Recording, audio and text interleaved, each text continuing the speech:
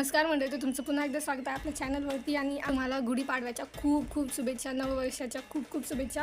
तर तुम्हाला माहीतच आहे की गुढीपाडवा हा आपल्या हिंदू नववर्षाचा पहिला दिवस आहे। तो नवीन आनंद आणि विजयाचं प्रतीक म्हणून साजरा केला जातो। तो ती गुढी म्हणजेच आपल्या चांगल्या आणि विजयाचा ध्वज आहे। शिवाजी महाराजांच्या काळात गुढीपाडवा हा एक स्वराज्याचा अभिमानाचा दिवस होता। तसेच गड किल्ल्यांवरती गुढी उभारल्या जायच्या आणि ढोल ताशे वाजवत नववर्षाचं स्वागत केलं जात होतं। त्याचबरोबर मावळे स्वराज्यासाठी शपथ घेत।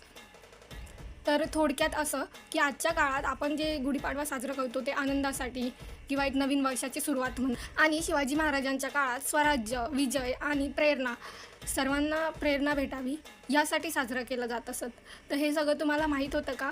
हे नक्की कमेंट करा आणि गुढीपाडव्याच्या खूप खूप शुभेच्छा। तुमचं नववर्ष खूप आनंदात आणि खूप उत्साहात जावो।